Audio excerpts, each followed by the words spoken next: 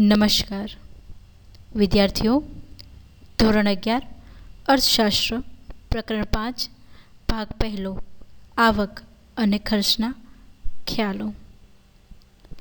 આપણને ખબર જ છે, કોઈપણ ધંધાકીય એકમના વિશ્લેષણ માટે તેની આવક કેટલી થાય છે, તેનો ખર્ચ કેટલો થાય છે, તેનો અંદાજ, તેનો ખ્યાલ હોવો જરૂરી છે. અને તેના પરથી જ આપણે પેઢી નફો કરે છે કે ખોટ કરે છે તે જાણી શકીએ છીએ.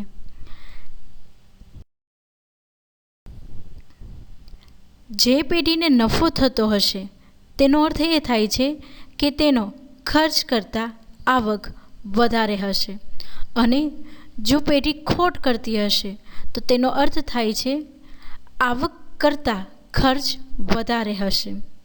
વસ્તુની કિંમત નક્કી કરવા, નફો વધારવા, ખર્ચ ઘટાડવા વગેરે માટે ધંધાકીય એકમની આવક અને ખર્ચનો ખ્યાલ હોવો જરૂરી છે. તો ચાલો સૌપ્રથમ આપણે વસ્તુ ઉત્પાદન કરવા માટે જે ખર્ચ કરવો પડે છે, એટલે કે ઉત્પાદન ખર્ચ કરવો પડે છે તે સમજીએ. તેમાં સૌપ્રથમ છે વાસ્તવિક ખર્ચ. માર્શલના મતે ઉત્પાદન પ્રક્રિયા સાથે સંકળાયેલા શ્રમિક, નિયોજક, મૂડીપતિ જે માનસિક અને શારીરિક કષ્ટ ઉઠાવે છે તે વસ્તુના ઉત્પાદનનો વાસ્તવિક ખર્ચ છે. એટલે કે કોઈપણ વસ્તુના ઉત્પાદનમાં જે નાણાકીય ખર્ચ થાય છે તે જ ઉત્પાદન ખર્ચ નથી, પરંતુ આ શ્રમિકો, નિયોજકો, મૂડીપતિ જે માનસિક અને શારીરિક કષ્ટ ઉઠાવે છે તે પણ આપણી માટે ઉત્પાદન ખર્ચ છે. ઉત્પાદન કાર્ય સાથે જોડાયેલા શ્રમિકોને થાક કે કંટાળો, ત્રાસ લાગવો, મૂડીપતિને પોતાની મૂડી વપરાશનો ત્યાગ કરવો, બચત કરે, નિયોજક ધંધાની ચિંતા, બિનસલામતી, અનિશ્ચિતતાનો સામનો કરવો વગેરે વાસ્તવિક ખર્ચ છે. વાસ્તવિક ખર્ચને નાણાંના સ્વરૂપમાં રજૂ કરી શકાતો નથી, તેથી જ વાસ્તવિક ખર્ચને બિન નાણાકીય ખર્ચ પણ કહેવામાં આવે છે. અહીં આપણા કામ કરતા કર્મચારીઓ અર્થાત શ્રમિકો જે થાક લાગે, કંટાળો આવે, એને ત્રાસ થાય, મૂડીપતિ છે એ પોતાની મૂડી આપણા પેઢીમાં રોકે, અન્ય કોઈ જગ્યાએ પોતાની મૂડી ન રોકે અને ન સાચવે, બીજે બચત નથી કરતા, પરંતુ આપણા ધંધાકીય એકમમાં તે રોકાણ કરે. નિયોજક ધંધાની ચિંતા કરે. સંચાલકો દ્વારા અનિશ્ચિતતાના સમયમાં યોગ્ય રીતે સંચાલન કરવામાં આવે. આ દરેક વાસ્તવિક ખર્ચ છે. તેને આપણે નાણાંના સ્વરૂપમાં રજૂ કરી શકાતા નથી. આથી જ વાસ્તવિક ખર્ચને બિન નાણાકીય ખર્ચ પણ કહેવામાં આવે છે. પ્રોફેસર માર્શલ જણાવે છે કે ઉત્પાદનના સાધનો આ વાસ્તવિક ખર્ચનો સામનો કરે છે. તે માટે તેને આકર્ષવા માટે વેતન, વ્યાજ અને નફા સ્વરૂપમાં વળતર આપવામાં આવે છે. આપણને ખ્યાલ જ છે કે ધંધાકીય એકમમાં જે કામ કરતા કર્મચારીઓ છે, શ્રમિકો, નિયોજકો, મૂડીપતિ દરેકને ધંધામાં આકર્ષવા માટે અને ધંધામાં તેને રોકી રાખવા માટે તેને વળતર આપવું જરૂરી છે. કામ કરતા કર્મચારીઓ, શ્રમિકોને વેતન આપવામાં આવે, પગાર ચૂકવવામાં આવે છે. મૂડીપતિ અન્ય કોઈ જગ્યાએ પોતાનું રોકાણ ન કરે અને આપણા ધંધાની અંદર જ રોકાણ કરે, આથી તેને રોકાણના બદલામાં વ્યાજ પણ ચૂકવવામાં આવે છે. ધંધાના સંચાલકો, નિયોજકો છે એ ધંધામાં કંઈ પણ અનિશ્ચિતતા ઊભી થાય, બિનસલામતી ઊભી થાય, આવા સમયે તે કાર્યરત રહે તે માટે તેને નફામાંથી વળતર આપવામાં આવે છે. આમ વાસ્તવિક ખર્ચને નાણાકીય સ્વરૂપમાં તો રજૂ નથી કરી શકાતું, પણ તે ધંધાનું ખરેખર ખર્ચ તો ગણવામાં આવે જ છે. બીજું છે વૈકલ્પિક ખર્ચ. શબ્દ ઉપરથી જ કહી શકાય છે કંઈક વિકલ્પ છે. ચલો તો પણ જોઈએ. વૈકલ્પિક ખર્ચનો ખ્યાલ ઓસ્ટ્રિયન અર્થશાસ્ત્રીએ રજૂ કર્યો હતો, પરંતુ તેને વ્યવસ્થિત રૂપમાં માર્શલે રજૂ કર્યો. ઉત્પાદનના સાધનો એક કરતાં વધારે વૈકલ્પિક ઉપયોગો ધરાવે છે. તેના પર આ ખ્યાલ આધારિત છે. દાખલા તરીકે, જમીનના એક ટુકડા ઉપર ઘઉં વાવવામાં આવે તો તે સમયે એ જ ટુકડા પર બીજો કોઈ પાક લઈ શકાતો નથી. વૈકલ્પિક શબ્દ છે કે વિકલ્પ. વિકલ્પ એટલે કે ચલો આપણે બજારમાં જઈએ છીએ, આપણે બજારમાં જવું છે ને આપણે ચોકલેટ્સ લેવી છે. બને છે એવું કે આપણી પાસે 10 રૂપિયા જ છે, એટલે આપણે કોઈ પણ એક જ ચોકલેટ લઈ શકશું. હવે 5 સ્ટાર, ડેરી મિલ્ક, મંચ વગેરે કેટલી બધી ચોકલેટ્સ છે, એમાંથી માત્ર 10 રૂપિયાની આપણે એક જ ચોકલેટ લઈ શકશું. ચલો આપણે 5 સ્ટાર લઈએ છીએ, તો સામે મંચ અને ડેરી મિલ્કને આપણે જતી કરવી પડશે ને. એ વિકલ્પ છે, એ આપણે વિકલ્પને જતો કરવો પડશે. એવી જ રીતે ધંધાકીય એકમના જે સાધનો છે એમાંથી શ્રેષ્ઠ વિકલ્પ પસંદ કરવામાં આવે છે અને બાકીના વિકલ્પોને જતા કરવામાં આવે છે. તેને વૈકલ્પિક ખર્ચ કહેવામાં આવે છે.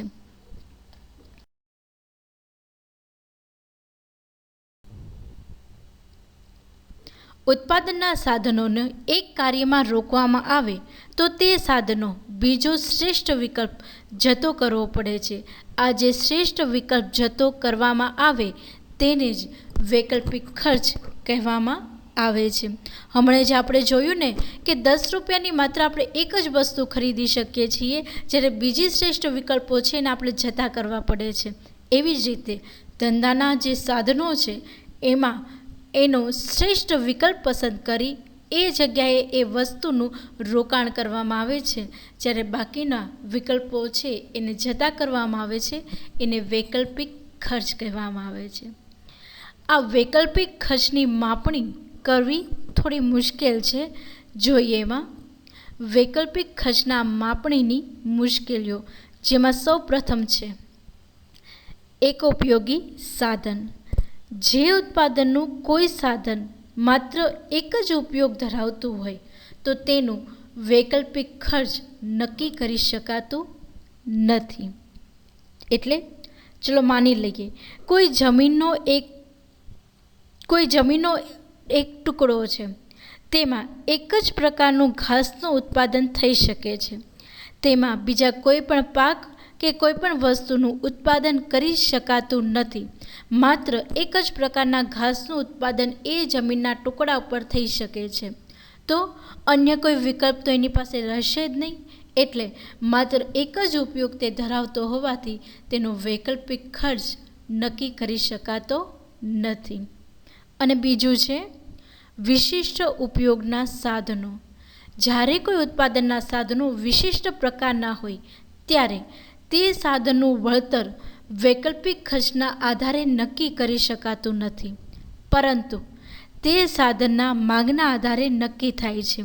દાખલા તરીકે કમ્પ્યુટરમાં વિશિષ્ટ આવડત ધરાવતી વ્યક્તિઓ. જ્યારે કોઈ સાધન વિશિષ્ટતા ધરાવતું હશે તો આવા સમયે તેનો કોઈ અન્ય જગ્યાએ તેનો ઉપયોગ આપણે કરી શકશું નહીં. તે જે વિશિષ્ટતા ધરાવે છે તે માટે જ તેનો આપણે ઉપયોગ કરી શકીએ છીએ. એટલે એનો વૈકલ્પિક ખર્ચ આપણે નક્કી કરી શકાતો નથી. તો આવી રીતે વૈકલ્પિક ખર્ચની માપણી કરવા માટે આપણને મુશ્કેલીમાં આ બે તત્વો જોવા મળે છે. અને પછી છે નાણાકીય ખર્ચ.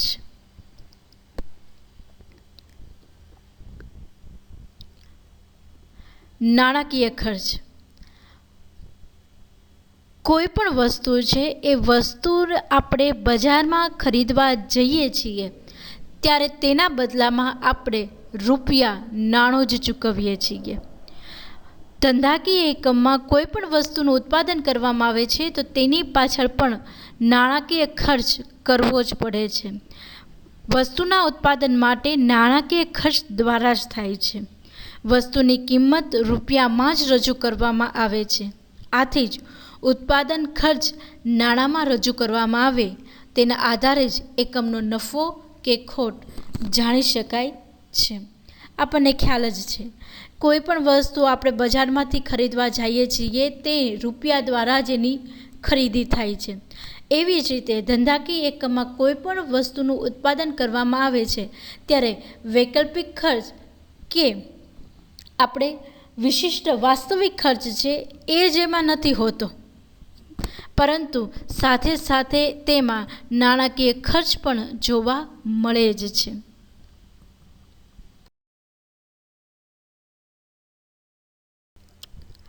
ધંધાકીય ખર્ચમાં એટલે કે ધંધાકીય એકમમાં જે સાધનો ખરીદવામાં આવે છે તેના પણ બે પ્રકારો જોવા મળે છે. ચલો તે જોઈએ. તેમાં સૌપ્રથમ છે સ્થિર સાધનો. જે સાધનોના પ્રમાણમાં લાંબા સમય સુધી પરિવર્તન કે ફેરફાર કરી શકાતો ન હોય, જેવા કે પ્લાન્ટ, યંત્ર સામગ્રી, ફર્નિચર, કારખાનાનું મકાન વગેરેને સ્થિર સાધનો કહે છે. અને તેની માટે જે ખર્ચ કરવામાં આવે છે તેને સ્થિર ખર્ચ કહેવામાં આવે છે. આપણને બી ખ્યાલ છે કે ધંધાકીય એકમમાં જે સાધનો સ્થિર છે એટલે કે જે લાંબા સમય સુધી તેની અંદર પરિવર્તન કરવામાં ન આવતા હોય તેવા સાધનો. આપણે કારખાનાનું મકાન ખરીદીએ છીએ, જમીન ખરીદીએ છીએ, તેમાં પ્લાન્ટ લગાવીએ છીએ એટલે કે મશીનરી મૂકીએ છીએ, યંત્રો મૂકીએ છીએ, ફર્નિચર કરીએ છીએ. એ શું દર વર્ષે એમાં ફેરફાર કરીએ છીએ? નહીં ને. તો એ દરેક વસ્તુ છે એ લાંબો સમય સુધી પરિવર્તનશીલ રહેતું નથી, તેનો લાંબો સમય સુધી આપણે ઉપયોગ કરીએ છીએ. તો એવા સાધનોને સ્થિર સાધનો કહેવામાં આવે છે. અને તેની પાછળ કરવામાં આવતા ખર્ચને સ્થિર ખર્ચ કહેવામાં આવે છે. બીજું છે અસ્થિર સાધનો. જે સાધનોના પ્રમાણમાં સહેલાઈથી ટૂંકા ગાળામાં ફેરફાર કરી શકાય, જેવા કે કાચો માલ, વધારાના શ્રમિકો, બળતણ વગેરેને અસ્થિર સાધનો કહેવાય છે. તેની માટે કરવામાં આવતા ખર્ચને અસ્થિર ખર્ચ કહેવામાં આવે છે. ધંધાકીય એકમના વસ્તુનું ઉત્પાદન કરવા માટે કાચા માલની જરૂરિયાત રહે છે. ચલો બને છે એવું કે શરૂઆતમાં આપણને 10 એકમોનું જ ઉત્પાદન કરીએ છીએ તો કાચો માલ તો માત્ર 10 એકમો પૂરતો જ હશે, પરંતુ બને છે કે ધીરે ધીરે વસ્તુનું ઉત્પાદન વધે છે. વસ્તુનું ઉત્પાદન વધતા સાથે સાથે કાચા માલની પણ જરૂરિયાત ઊભી થશે, તો આપણે વધારે કાચો માલની ખરીદી કરવી પડશે. વસ્તુના ઉત્પાદન કરવા માટે શ્રમિકોને પણ વધારવા પડશે, એટલે કે કામદારો પણ વધશે. સામે એટલું બળતણ પણ જરૂરી રહેશે. તો ધંધાકીય એકમમાં જ્યારે ટૂંકા ગાળા માટે ફેરફાર કરી શકાતા હોય તેવા સાધનોને અસ્થિર સાધનો કહેવામાં આવે છે. અને તેની પાછળ કરવામાં આવતા ખર્ચને અસ્થિર ખર્ચ કહેવામાં આવે છે. ચલો આગળ જોઈએ. ટૂંકો ગાળો. આપણે હમણાં જ વાપરો ટૂંકા ગાળામાં ફેરફાર કરી શકાય એવા સાધનો. હવે ટૂંકો ગાળો એટલે એવો સમયગાળો જેમાં પેઢીના કદમાં ફેરફાર કે ઉત્પાદનના સ્થિર સાધનોમાં ફેરફાર કર્યા વગર અસ્થિર સાધનોમાં વધારો કે ઘટાડો કરી ઉત્પાદનમાં વધારો કે ઘટાડો કરી શકાય છે. એટલે કે આપણને બી ખ્યાલ છે કે આપણે ધંધાકીય એકમમાં દર વર્ષે કંઈ કારખાનાનું મકાન નહીં બનાવીએ, દર વર્ષે નવા ફર્નિચર નહીં કરીએ, દર વર્ષે નવા યંત્રોની પણ ખરીદી આપણે કરી નહીં શકીએ. તો આવા સમયે આપણે આવા સ્થિર સાધનોમાં ફેરફાર નથી કરી શકતા. અને સાથે સાથે પેઢીના કદમાં પણ આપણે ફેરફાર ન કરી શકતા હોઈએ, પરંતુ અસ્થિર સાધનો એટલે કે કાચો માલ, શ્રમિકો, બળતણ વગેરેની અંદર ફેરફાર કરી ઉત્પાદનમાં વધારો કે ઘટાડો આપણે કરી શકીએ છીએ. તેવા સમયગાળાને ટૂંકો ગાળો કહેવામાં આવે છે. અને તેવી જ રીતે લાંબો ગાળો. લાંબો ગાળો એટલે એવો સમયગાળો જેમાં પેઢીના બધા સાધનો એટલે કે સ્થિર અને અસ્થિર બંને સાધનોમાં ફેરફાર કરી ઉત્પાદનમાં વધારો કે ઘટાડો કરી શકાય છે. લાંબે ગાળે નવી અને આધુનિક યંત્ર અને મશીનરી દ્વારા ઉત્પાદનના એકમોનું કદ પણ વિસ્તારી શકાય છે. લાંબો સમયગાળો એટલે કે વધુ વર્ષો. જ્યારે ધંધાકીય એકમ છે એ ધંધાકીય એકમનો સમયગાળો બહુ લાંબો થયો હશે, આવા સમયે બની શકે કે યંત્ર છે, કારખાનાનું મકાન છે, પ્લાન્ટ્સ છે, ફર્નિચર છે, એ દરેક વસ્તુમાં ખોટ ઊભી થશે જ તે, એટલે કે કાં તો બગડશે જ તે.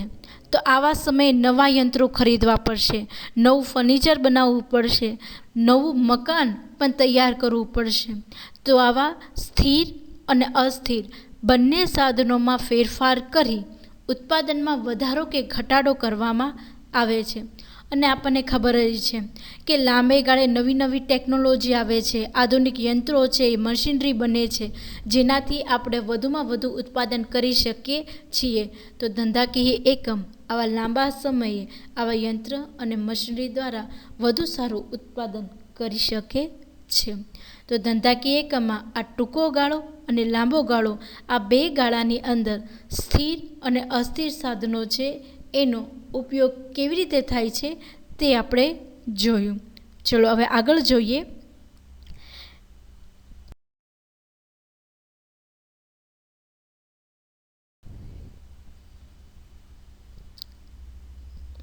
ઉત્પાદન ખર્ચનું વર્ગીકરણ. ઉત્પાદન ખર્ચનું વર્ગીકરણ બે રીતે થાય છે: ટૂંકા ગાળાનું ઉત્પાદન ખર્ચ અને લાંબા ગાળાનું ઉત્પાદન ખર્ચ. ટૂંકા ગાળાના ઉત્પાદન ખર્ચમાં સ્થિર ખર્ચ અને અસ્થિર ખર્ચ, અને સરેરાશ સ્થિર ખર્ચ અને સરેરાશ અસ્થિર ખર્ચ, આ દરેક વસ્તુ આપણે હવે શીખીએ છીએ. ચલો સૌપ્રથમ આપણે જોઈએ કે સ્થિર ખર્ચ એટલે શું. હમણાં જ આપણે જોયું હતું ને કે સ્થિર સાધનોની પાછળ કરવામાં આવતા ખર્ચને સ્થિર ખર્ચ કહેવામાં આવે છે. ચલો વધુ વિસ્તૃતથી સમજીએ. સ્થિર ખર્ચ ઉત્પાદનના પ્રમાણમાં વધારો, ઘટાડો કે શૂન્ય થાય, પરંતુ જે ખર્ચમાં કોઈ પણ પ્રકારનો ફેરફાર થતો નથી તે ખર્ચને સ્થિર ખર્ચ કહેવામાં આવે છે. એટલે કે ઉત્પાદનમાં વધારો થાય, ઘટાડો થાય કે ઉત્પાદન ધંધાકીય એકમમાં થાય જ નહીં, પરંતુ જે ખર્ચ કરવો જ પડતો હોય છે તેને સ્થિર ખર્ચ કહેવામાં આવે છે. ચલો માની લઈએ કે આપણે મકાન ભાડે રાખેલું છે. હવે દર મહિને આપણે કે દર વર્ષે મકાનનું ભાડું તો ચૂકવવું જ પડશે ને. ભલે આપણે વસ્તુનું ઉત્પાદન કરીએ છીએ, વધારે ઘટાડે કે કરતા જ નથી, છતાં પણ દર વર્ષે મકાનનું ભાડું ચૂકવવું જ પડશે. તો એ આપણી માટે સ્થિર ખર્ચ બને છે. ટૂંકા ગાળામાં સ્થિર ખર્ચને ઉત્પાદનના પ્રમાણ સાથે કોઈ સંબંધ હોતો નથી. કારખાનાનું મકાનનું ભાડું, મિલકત વ્યવસાય વેરો, લાયસન્સ ફી, મૂડી પર વ્યાજ, વીમા પ્રીમિયમ વગેરેનો સમાવેશ સ્થિર ખર્ચમાં થાય છે. હમણાં આપણે જોયું હતું ને કે કારખાનાનું મકાનનું ભાડું આપણે ઉત્પાદન થાય છે કે નથી થતું, પણ ભાડું તો ચૂકવવું જ પડશે. મિલકત અને વ્યવસાયનો વેરો આપણે ચૂકવવો જ પડશે. લાયસન્સ ફી ચૂકવવી પડે. મૂડી પર વ્યાજ, વીમા પ્રીમિયમ લીધો હશે, વીમો લીધો હશે તો દર વર્ષે વીમો તો ભરવો જ પડશે ને. તો આ દરેક વસ્તુ આપણા માટે સ્થિર ખર્ચ બને છે. વધુ સારી રીતે આપણે આલેખ અને કોષ્ટક દ્વારા એને સમજીએ. ચલો અહીં આપણને ઉત્પાદનનું પ્રમાણ એકમમાં રજૂ કર્યું છે અને કુલ સ્થિર ખર્ચ રૂપિયામાં આપેલો છે. જોઈએ ચલો સૌથી પહેલાં આપણે જોઈએ કે જ્યારે 50 એકમોનું ઉત્પાદન કરવામાં આવે છે ત્યારે સ્થિર ખર્ચ 100 રૂપિયા થાય છે. ચલો એકમોનું ઉત્પાદન ઘટી અને 30 એકમોનું બને છે તો એ સમયે કુલ સ્થિર ખર્ચ 100 રૂપિયા જ થાય છે. ઉત્પાદનમાં ઘટાડો થયો છતાં પણ સ્થિર ખર્ચ તો એને એ જ રહ્યો. અને જ્યારે ઉત્પાદન 0 એકમોનું કરવામાં આવે છે ત્યારે પણ કુલ સ્થિર ખર્ચ 100 રૂપિયા જ થાય છે. એટલે કે ઉત્પાદનમાં વધારો થાય, ઘટાડો થાય કે શૂન્ય થાય, પરંતુ સ્થિર ખર્ચમાં કોઈ પણ ફેરફાર થતો નથી. ચલો જોઈએ એને આપણે આલેખ સ્વરૂપે જોઈએ. અહીં આપણને ઉત્પાદનના પ્રમાણનું એકમો અને સ્થિર ખર્ચ રૂપિયામાં રજૂ કરેલા જ છે. ચલો OX ધરી ઉપર આપણને ઉત્પાદનના એકમો આપ્યા છે. જ્યારે ઉત્પાદનનું એકમ શૂન્ય થાય છે, અહીં O સ્વરૂપે દર્શાવેલું છે, ત્યારે 100 રૂપિયા આપણને કુલ ખર્ચ થાય જ છે, એટલે કુલ સ્થિર ખર્ચ થાય જ છે, જે એ સ્વરૂપે રજૂ કર્યો છે. ચલો ઉત્પાદનમાં વધારો કરી અને 30 એકમોનું થાય છે. 30 એકમોનું ઉત્પાદન કરીએ છીએ ત્યારે પણ કુલ સ્થિર ખર્ચ આપણને અહીં ડી સ્વરૂપે 100 રૂપિયામાં જ બતાવેલું છે. અને છેલ્લે 50 એકમોનું ઉત્પાદન આપણે કરીએ છીએ ત્યારે પણ એફ સ્વરૂપે ₹100 કુલ સ્થિર ખર્ચ થાય છે તે રજૂ કરે છે. અહીં આપણને કુલ સ્થિર ખર્ચની રેખા ABCD એવી રીતે ઉત્પાદનના એકમો સાથે દર્શાવેલી જ છે. એટલે આપણે કહી શકીએ છીએ કે જે ખર્ચમાં ઉત્પાદનમાં વધારો, ઘટાડો કે શૂન્ય થાય, પરંતુ જે ખર્ચમાં કોઈ પણ પ્રકારનો ફેરફાર થતો નથી, તે ખર્ચને સ્થિર ખર્ચ કહેવામાં આવે છે. તો ચલો હવે આગળ જોઈએ આપણે અસ્થિર ખર્ચ.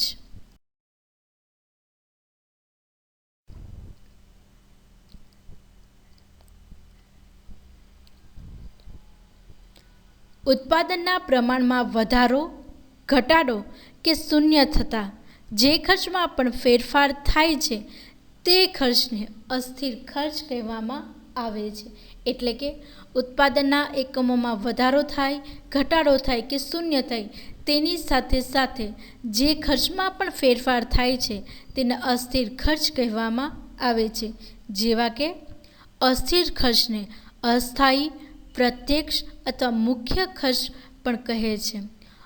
અસ્થિર ખર્ચમાં કાચા માલની કિંમત, બળતણનો ખર્ચ, વીજળી બિલ, વાહન વ્યવહારનો ખર્ચ, શ્રમિકોને વેતન, ઉત્પાદન વેચાણ પરના વેરાઓ વગેરેનો સમાવેશ થાય છે.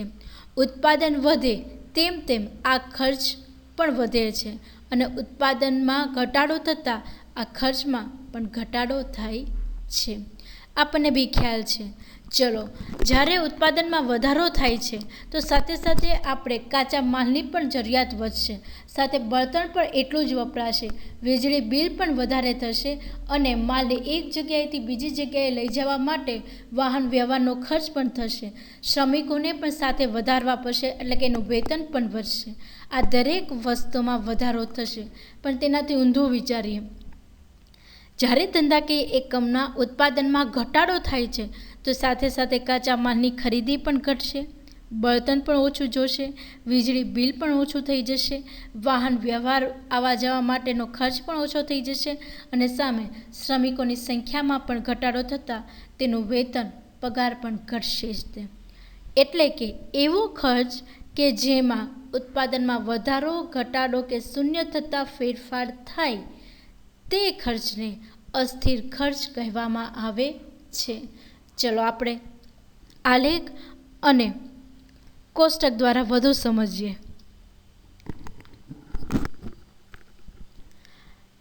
અહીં આપણને ઉત્પાદનનું પ્રમાણ એકમમાં અને કુલ અસ્થિર ખર્ચ આપવામાં આવ્યો છે. ચલો જોઈએ. જ્યારે શૂન્ય ઉત્પાદન હતું ત્યારે અસ્થિર ખર્ચ પણ શૂન્ય જ હતો. ઉત્પાદન વધી 10 એકમોનું થતાં અસ્થિર ખર્ચ પણ 80 રૂપિયા થાય છે.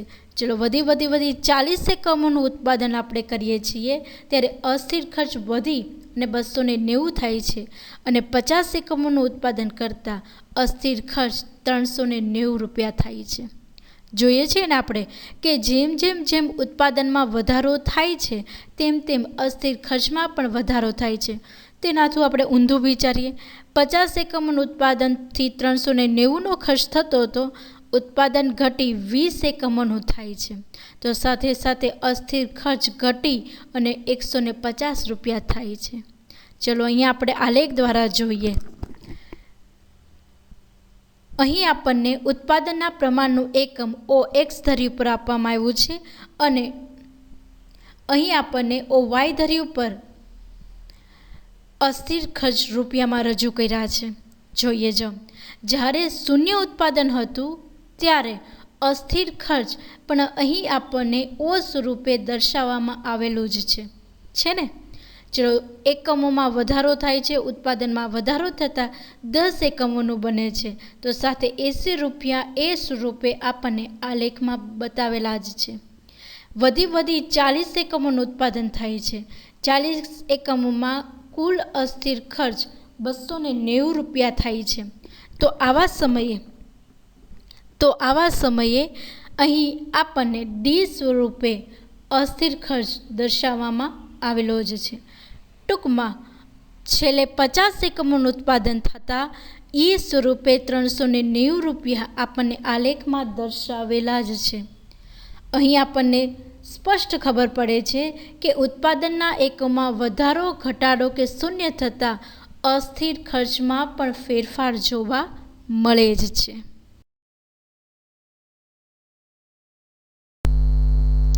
ચલો, અને હવે પછી છે કુલ ખર્ચ. આપણે કુલ ખર્ચ શબ્દ ઉપરથી સમજી શકીએ છીએ. હમણાં આપણે કુલ સ્થિર ખર્ચ અને કુલ અસ્થિર ખર્ચ જોયું. આ બંનેનો સરવાળો કરી લઈશું એટલે આપણને કુલ ખર્ચ મળશે. ચલો તો પણ જોઈએ. કુલ ખર્ચ અને એટલે કુલ સ્થિર ખર્ચ અને કુલ અસ્થિર ખર્ચનો સરવાળો એટલે કુલ ખર્ચ. કુલ ઉત્પાદન અને કુલ ખર્ચ વચ્ચે કાર્યકારણનો સંબંધ છે. એટલે કે ઉત્પાદનના એકમમાં જેમ જેમ વધારો થશે તેમ કુલ ખર્ચમાં પણ વધારો થાય છે અને સાથે સાથે ઉત્પાદન ખર્ચમાં ઘટાડો થતાં કુલ ખર્ચમાં પણ ઘટાડો જોવા મળે છે. અહીં આપણને સૂત્રના સ્વરૂપમાં કહે છે કે કુલ ખર્ચ બરાબર કુલ સ્થિર ખર્ચ વત્તા કુલ અસ્થિર ખર્ચ. ચલો તે પણ આપણે આલેખના સ્વરૂપમાં જોઈએ. અહીં આપણને ઉત્પાદનના એકમો, કુલ સ્થિર ખર્ચ, કુલ અસ્થિર ખર્ચ અને કુલ ખર્ચ આપવામાં આવેલો છે. ચલો, જ્યારે 0 ઉત્પાદનના એકમો છે ત્યારે કુલ સ્થિર ખર્ચ 100 રૂપિયા થાય છે. સામે કુલ અસ્થિર ખર્ચ 0 જ થાય છે. અને સ્થિર ખર્ચ અને અસ્થિર ખર્ચ બંનેનો સરવાળો કરીએ 100 વત્તા 0 બરાબર 100 રૂપિયા કુલ ખર્ચ જોવા મળે જ છે. ઉત્પાદનના એકમોમાં વધારો થતાં એટલે કે 30 એકમોનું ઉત્પાદન થાય છે. તો આવા સમયે કુલ સ્થિર ખર્ચ 100 રૂપિયા જ થાય છે અને સામે કુલ અસ્થિર ખર્ચ વધી અને 210 રૂપિયા થાય છે. તો 100 વત્તા 210 કરતાં 310 રૂપિયા આપણે કુલ ખર્ચ ઊભો થાય છે. અને સાથે સાથે ઉત્પાદનના એકમોમાં વધારો કરી 50 એકમોનું ઉત્પાદન કરવામાં આવે છે. તો આવા સમયે પણ કુલ સ્થિર ખર્ચ તો સ્થિર જ રહે છે એટલે કે 100 રૂપિયા છે અને કુલ અસ્થિર ખર્ચ 390 થતાં કુલ ખર્ચ 490 રૂપિયા થાય છે. ચલો, આલેખથી આપણે એને વધુ સારી રીતે સમજીએ. અહીં આપણને કુલ ઉત્પાદનના એકમો અને ખર્ચની દર્શાવેલા છે. અહીં આપણને 3 રેખાઓ આપેલી છે. કુલ સ્થિર ખર્ચની રેખા, કુલ અસ્થિર ખર્ચની રેખા અને કુલ ખર્ચની રેખા. જો જ્યારે ઉત્પાદન શૂન્ય હોય છે ત્યારે કુલ અસ્થિર ખર્ચ પણ શૂન્ય છે ને. 0 એ 0 તે આપણને કુલ અસ્થિર ખર્ચ દર્શાવવામાં આવેલો છે.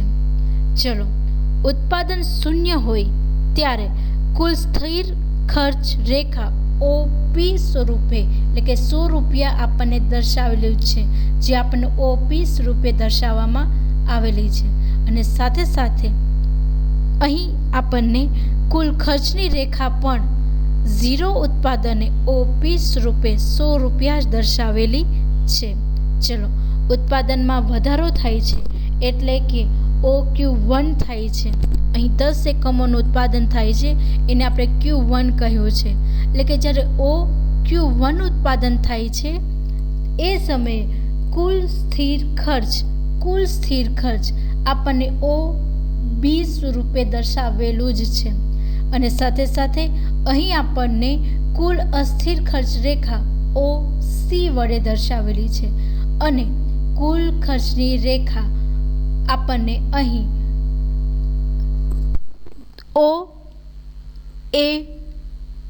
PA સ્વરૂપે દર્શાવવામાં આવી છે ને.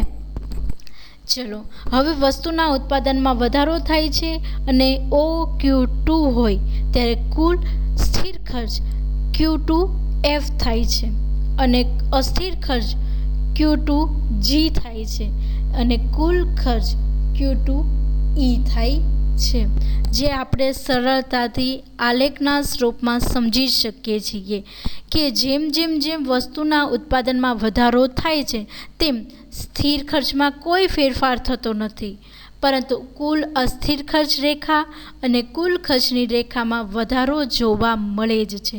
તેનાથી ઊંધું વિચારીએ, જ્યારે વસ્તુના એકમના ઉત્પાદનમાં ઘટાડો થાય છે ત્યારે પણ કુલ સ્થિર ખર્ચ રેખામાં કોઈ ફેરફાર થતો જોવા મળતો નથી, પરંતુ કુલ અસ્થિર ખર્ચ રેખા ઘટે છે, સાથે સાથે કુલ ખર્ચ પણ ઘટે છે જ તે.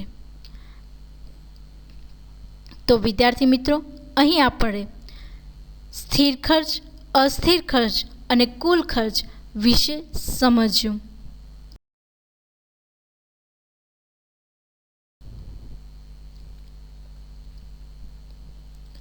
તો વિદ્યાર્થી મિત્રો, ભાગ 1 પ્રકરણ 5ના ભાગ પહેલા આવક અને ખર્ચમાં આપણે ખર્ચના ખ્યાલોમાં સમજ્યા. આ ખર્ચના ખ્યાલની અંદર વાસ્તવિક ખર્ચ, વૈકલ્પિક ખર્ચ અને નાણાકીય ખર્ચ વિશે સમજ્યા છીએ અને સાથે સાથે 3 પ્રકારના ખર્ચ આલેખ અને કોષ્ટક સ્વરૂપે સમજ્યા. Thank you so much.